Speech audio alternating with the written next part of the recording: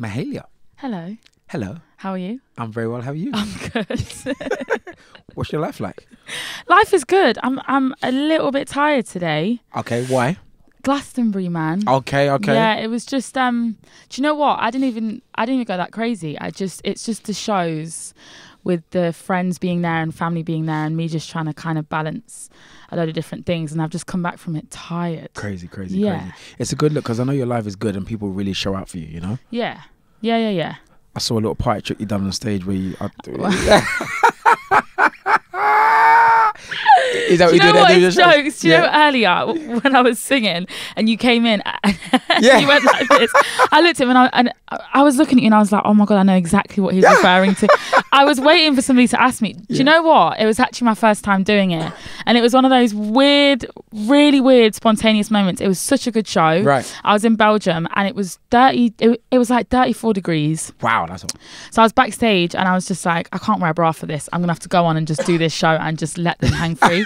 So I just did it. And then at the end, because I knew that it was, I've got really big breasts basically, but I knew that it was going to be a massive... I haven't noticed. I'm a gentleman. I knew that it was going to be such an elephant in the room, and I knew that everyone was just going to be noticing it, and there were going to be photos and everything. So I just was like, do you know what? I'm just going to let them have it, and then I'll go off stage. Let them have it. And so I just went a little, hi, yeah, I'm here, and I'm actually, yeah, I don't know. It's kind of, it was one of those things that I at first was like, what have I just done? Yeah. But then when I saw the video, it was jokes. Would you say the year's been good for you? It has been good so far, definitely. Okay. Yeah, man. It's just, I'm just kind of running with it, to be honest, at the minute. I feel like, yeah, everything's moving very quickly, so I'm just trying to keep up. Yeah. So growing up, your tone, your sound it stands out. So I really love it. Thank you. Been smashing grateful of late. Who you listen to when you're trying to get up and write? Just put pen to paper.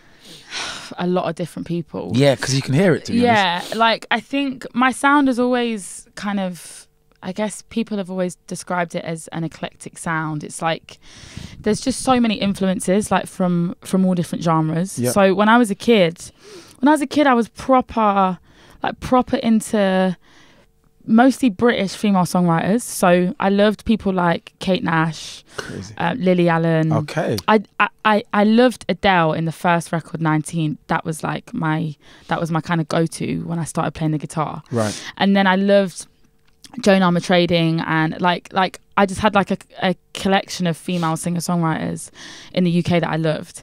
And then I got a bit older and my brother introduced me to kind of all the cool indie bands at the time. So there was Arctic Monkeys, there was the Kooks, there was Bombay Bicycle Club, there was Two Door Cinema Club. There was all the bands that he was listening to that I didn't even know the names of, but I was just interested by the music. Right. And then my other brother, who's the eldest, he introduced me to hip hop. Okay. So he introduced me to Mos Def, Talib Kweli, Kanye, That's mad. Yeah, and then as I got older, my parents, they just introduced me to basically all the great soul funk music that I know. And then from there on, I kind of just started finding stuff on my own. So with all the eclectic sounds that you listen to, and you can actually see that. Yeah. What honed it in for you to, do more of a soulful sound for yourself? Do you know what? It's difficult because I think when I first started and it was just me and my guitar, especially because it was an acoustic guitar, I felt so pigeonholed. And I was like, I think in my head, I thought everyone's only going to ever see me as a kind of British young girl with a guitar. And that freaked me out a bit because I knew all the stuff that I had under my belt and I knew the music that I kind of loved and wanted to kind of follow, I guess. Right. So I started working with producers, working with different sounds, different sonics, and then it just kind of came out. Do you know what? I think in the beginning I was so scared of going into writing sessions without my guitar because I knew that was my comfort blanket. Yeah, that after a while I put it down and I started going on my own and just really focusing on honing in on lyrics and melodies and just finding new ways of writing. Sometimes I miss my instrument actually, but I love saying that you play that. Yeah. Really good. Yeah. And I feel like I'll always have that in my toolbox. So I don't need to worry about it necessarily. So you got signed at an early age, at 14? 13. 13? Yeah. How? I mean, how was your support from your family and how did you get into it so young? It was so they were so supportive. I think... Because a lot of parents might say you're a bit too young, maybe wait. Yeah. No, I think my mum knew that if she didn't let me sign, I'd have hated her. Oh, really? Yeah, I think like. So is that on it at 13? I think so. That's mad. I mean, I didn't really know what it meant, which is the one thing that I think that part of it I do sometimes wish that they'd have told me not to. But again, like I feel like everything was supposed to happen in exactly the order that it did. Right. But signing was weird. I didn't really know how it happened. I had a lot of people championing me in that year, and I think it just ended up working out, to be honest. Yeah. Okay. So this is the Norte Show live sessions. Thank you so much for coming down. All good. Thank you for having me. Yeah. What have we got? So we have 3 tunes. Yep. First tune is pre-existing. It's called I Wish I Missed My Ex. Stop right there. Let's talk about this. Why, is this from a true story or? It is. It is from a true story.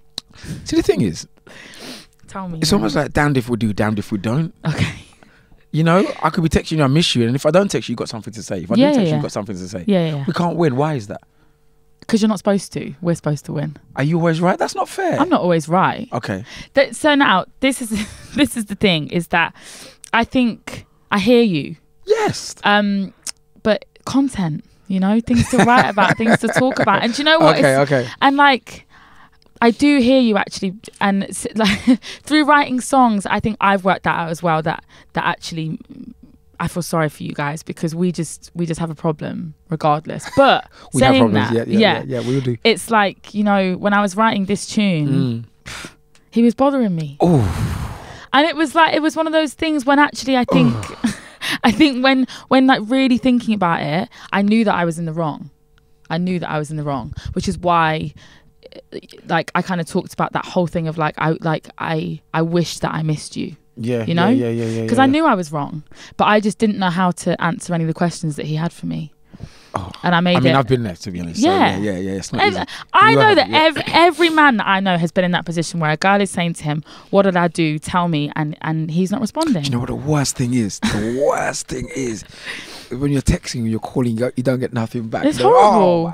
Oh my God, the pain. And I you get over it though. But I think because I've been there writing about it with a guy. Just like for me was just like writing about it how I don't know, I just didn't think it was a part. Yeah, it is all part of life and part of love, to be honest. You have to go through it is part of love, and you have to go through my part of it where you're like trying to understand why you don't want to respond to this person. I don't think it's as simple as just ignoring somebody. Where is it now with that ex? I've not spoken to him since it came out. Really? So when we were cool, and then when it came out, I did something stupid last year, and I texted him and I said, just so you know, there's a tune coming out, don't feel no kind of way about it. It's not. And I did the whole thing of being like, it's not about you. And well, he was right, like, oh my God, like listen, like way back when. Yeah. And then he was just like, he just sent me a horrible text back. Good. I know. Yeah. And I deserved it. Yeah, times 2. And I was sat in Jamaica with my mum and my grandma on the veranda, and I was like reading this message, and I was like, I shouldn't have sent him a message, shouldn't I? And then but even if you didn't send him that message, he would have heard the song and still I know. But so then it came out, and then we haven't spoken since. But hey, made for a great song. So yeah, I wish I missed my ex. That's one song. Yes. So what else we got? The next one is a new one. It's called Simmer. Yes, which is out now. It is out now. Yes, with Burna Boy. It is. That's massive. Yeah. Because Burna Boy don't really jump on many records. I know. How did that come about? The African Giant. Do you know what? It was, so I actually, Simmer came about nearly a year ago. Okay. So the tune, I started writing the tune actually with Koji Radical. Big up my boy Koji. Yes. Yeah. So me and Koji started writing this song. We were both in LA at the time. Started writing this song. We were actually having a bad day. He was really poorly, and I felt I was just knackered. So we start writing this song, and everybody's like, it's all right. And then we kind of, as we went through the months, everyone was like, actually, this is kind of hard. Let's carry it on. Carried it on, finished it. Got to the end, and I knew that I wanted somebody, and it was taking me ages. In my head, I went through like 5 different rappers and singers, female and male, just being like, whose voice is gonna hit hard on this? It was actually, so it was Twin B who came to me and was like, yo, have you thought about Burna? And I was like, no. I obviously had heard Yay, and then I heard Location with Dave. Yep. Knew that he was sick. And then me and Twin just kind of started talking about it, and then we just started the ball rolling because I just hadn't. He was just totally not on my radar.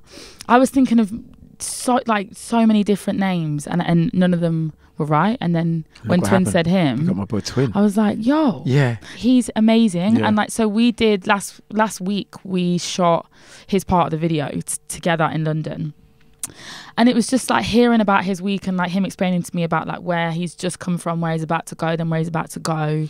It's just mad to me. So actually not getting hold of him, but seeing how much work he's doing is sick. Wow. Yes, Shout to I'm very shout happy. To Twin. Yeah. I love that. Okay, and you've got a cover as well for me? I do. I got a cover. It's a mashup. Okay, love that. Be Careful, Cardi B. You're thinking like a DJ. Yes. So Be Careful, Cardi B. Okay, nice. And X Factor, Lauryn Hill. Oh, wow. So I never clocked for ages that Cardi had sampled Lauryn Hill's X Factor in Be Careful. Okay. In the Careful, Be Careful. Yeah, that's right. I just didn't even clock. Yeah. So when I heard that, put them both together, I tried to make a story out of the two sets of lyrics and then made it. And I'm happy.